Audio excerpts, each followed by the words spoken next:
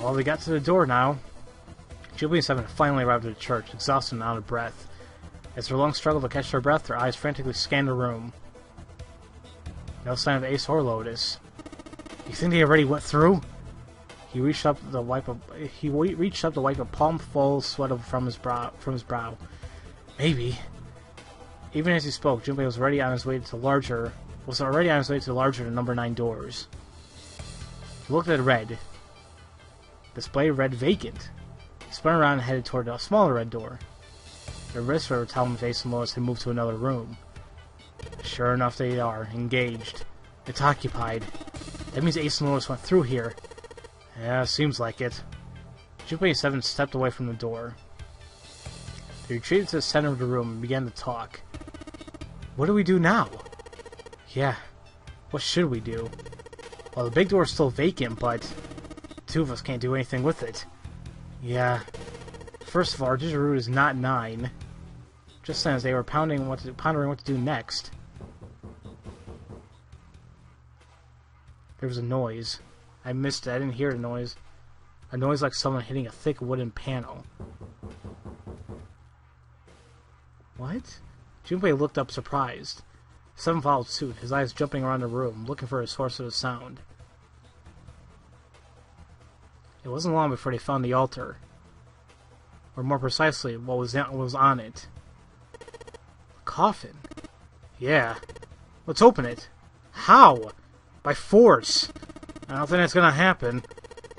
Well, you never know till we try, right? The only necessity for success is a willingness to suffer 1,000 failures. Who said that? I forget. Anyway, we've got to try. Junpei and Seven leapt at the coffin. They grabbed hold of what purchase they could find and pulled. Struggling, nothing. Damn it!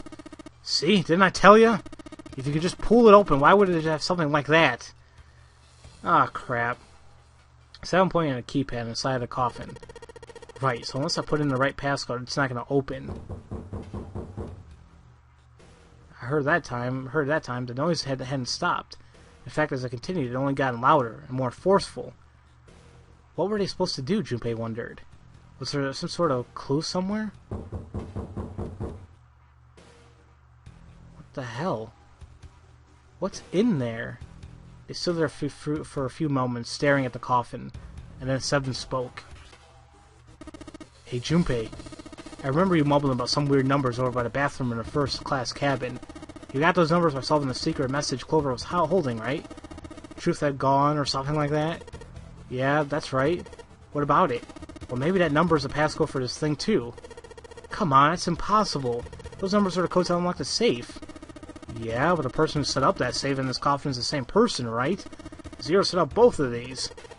Yeah, probably. Well, then maybe they set the same passcode for both of them. That's ridiculous. Why don't you just try it? I mean, it's not will make things any worse. It'd just be a waste of time. There's no way they're the same number. How do you know that? You never know until you try. The only necessity for success is willingness to suffer 1,000 failures. Got him there. And who said that? You. Ugh. Fine. He knelt down in front of the keypad and looked at it. Perhaps because he's repeated so many times before, numbers come easily to Junpei's mind. Yep, there you go. Quickly, he typed them in. And we're typing it in.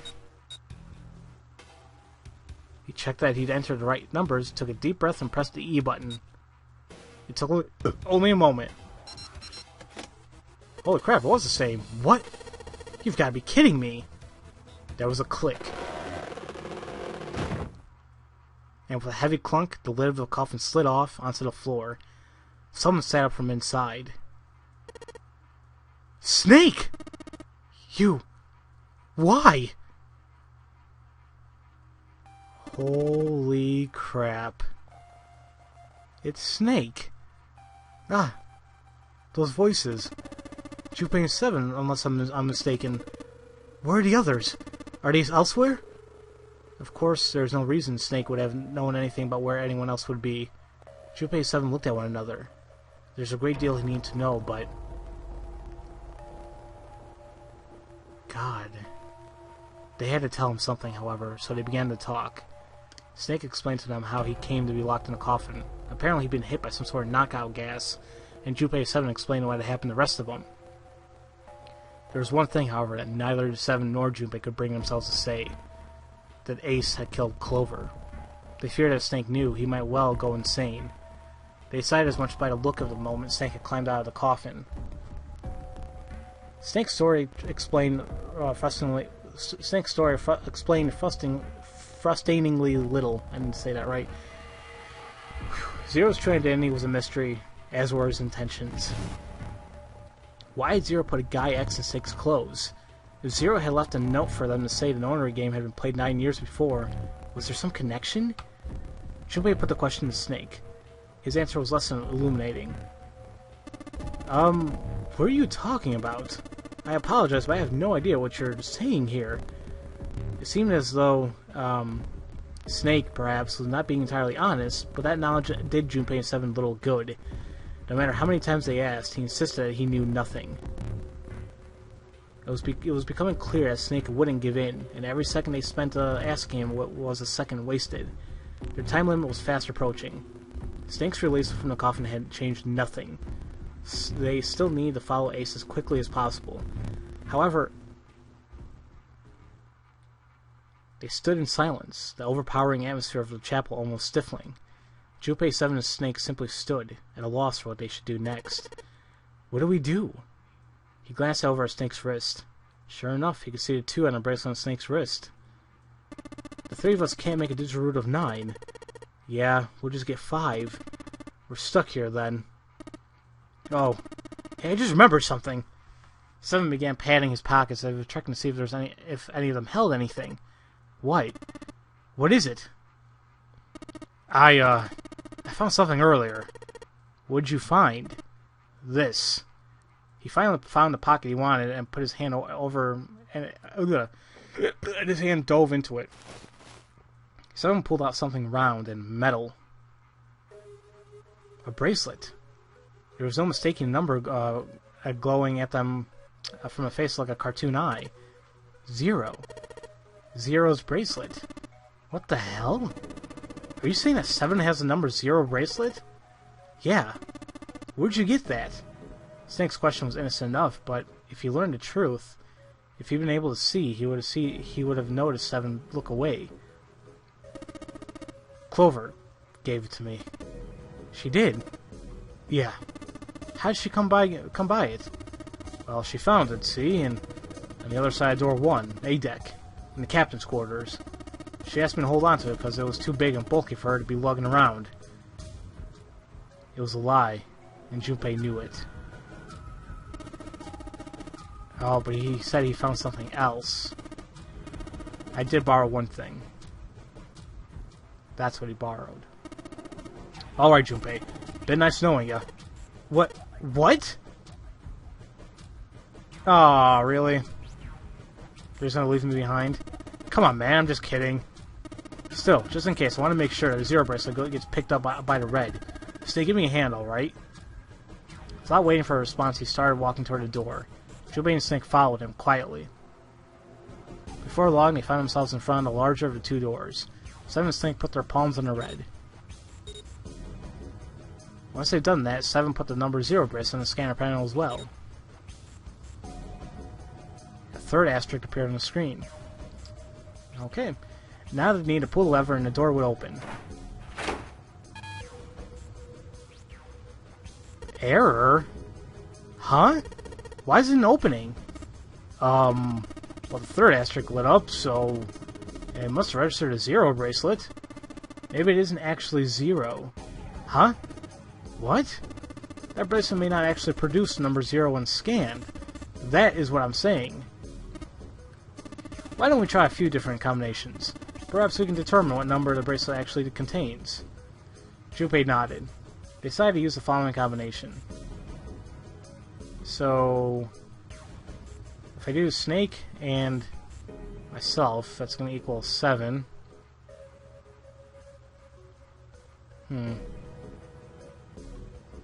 If it's a 1, no. The bracelet could give it 2. I don't know. Wait, why don't we just do myself and Snake in a bracelet? I don't know. Snake and Junpei and 7 against the combination worked, and the serious bracelet number was 2. You never know. However, that didn't work now, did it? Nope. The door didn't open. The mysterious bracelet wasn't 2. Junpei continued. Fine, how about this? Junpei 7, and so then the combination would be 6. No, it didn't say however this time around. Okay, so it's 6. It opened. Yeah, so it would seem. 7 clearly hadn't thought their experimentation would produce anything useful and looked rather confused. Snake was, as usual, calm and smug. The door slid closed. Junpei's forehead furrowed as he thought. That meant the number for the mysterious bracelet was 6. Okay, yeah, but how could it be 6? The display in the bracelet clearly showed a 0. Suddenly, from somewhere far beneath them, they heard a creak and groan of tearing metal. With that came the sound of water pouring into parts of the ship that had until recently been dry. Oh man, that's not good. I guess our time's just about up, huh? At any rate, we know now that the door can be opened. Let's go. But, Snake, are you sure? Yeah, you know that only Junpei and I can go through this way. You needn't worry. I have a solution to this problem. My last resort. But if now is not the time for that last resort, then when? Last resort? I don't know what the hell he means, but I guess we have to go through here then. Yeah, they gotta hurry up now.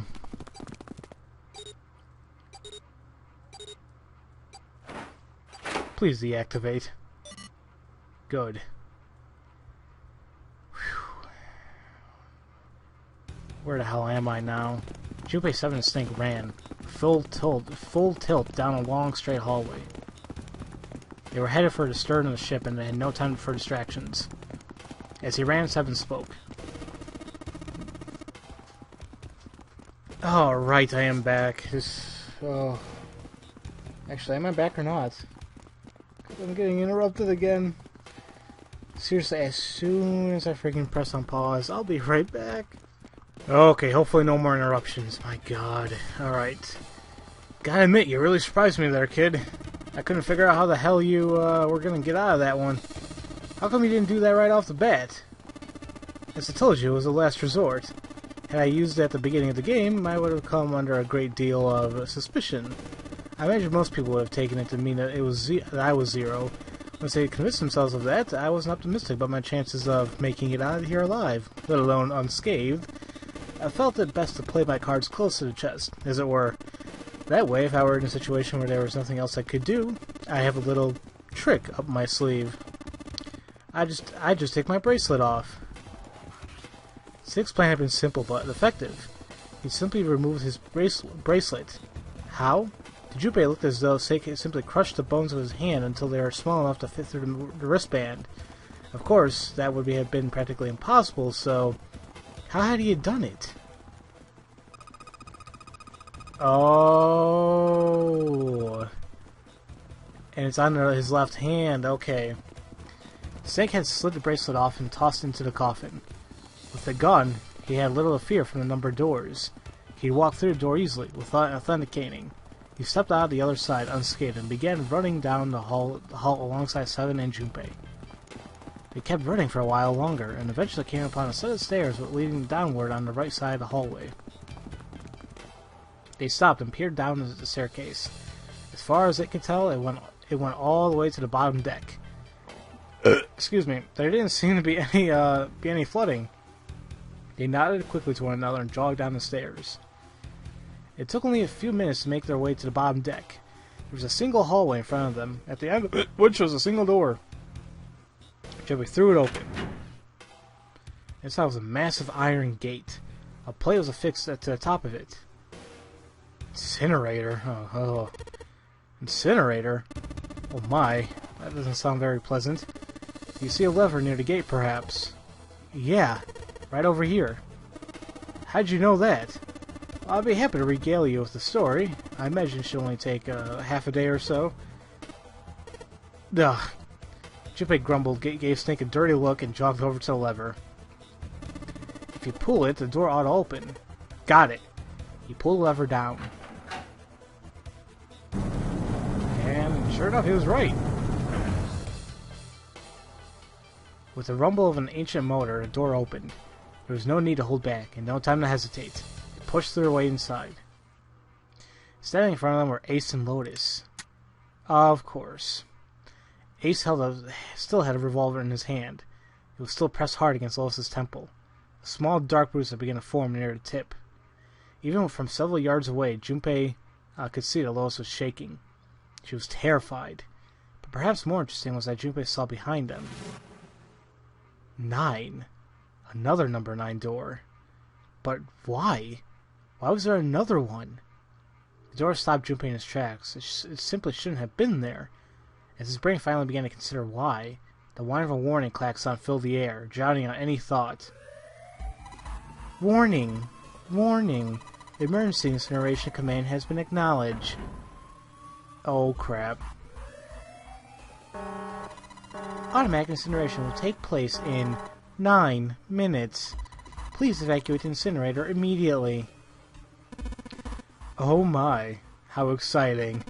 You've run quite a show here, Zero. A terrifying smile twisted Ace's fate. What's the matter? Too frightened to understand? Here, let me explain. It said the incineration system is about to activate. In 9 minutes, this room will be engulfed in flame. Huh? Who are you? You don't recognize me. I'm hurt. It's me, Snake. Snake? Ah, yes, you're alive. I'm afraid your bizarre style had me confused. I'm quite glad to see that you're alive. Ace's voice didn't change. Snake ground his teeth. If you don't mind my asking, how did you get here? Snake at Junpei 7? The 3 of you couldn't have opened a door with a 9. Did you use Clover's bracelet, perhaps? What? Oh, crap. Ah, well, your reaction suggests that you did not. Hold on! Why'd you think we'd have Clover's bracelet? Junpei felt his chest tighten. Oh, they haven't told you. Told me what? Clearly not.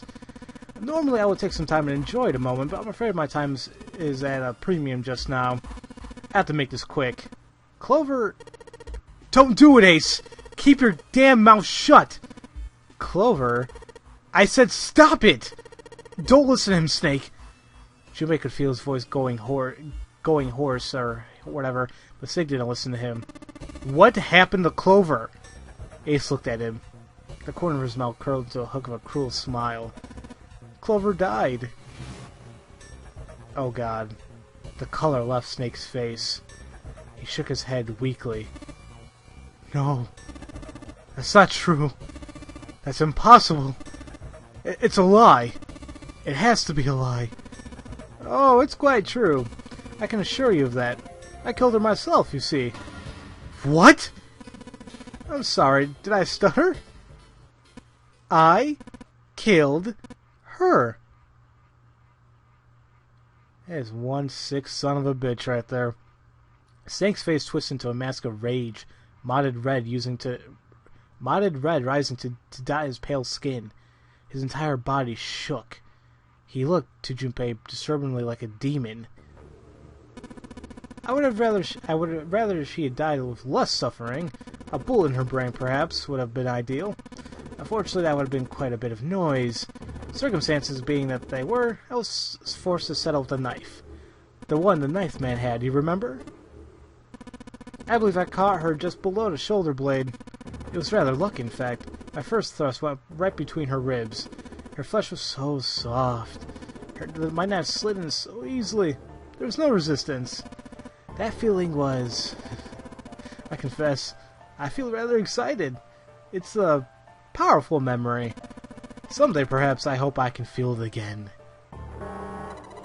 Incineration will begin in 7 minutes. I'm going to kill you. Snake's words were a guttural growl, barely audible. I'm sorry, what? I'm going to kill you.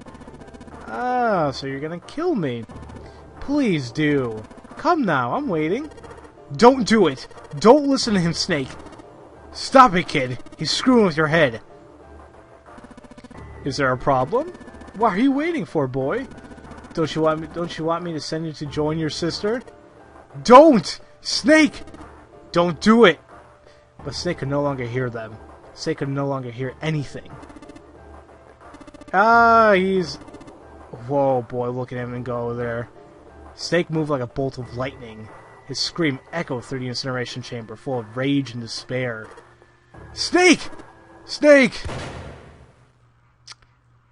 I would have figured that was going to happen. How would he know he had the gun with him? Unless maybe he didn't care.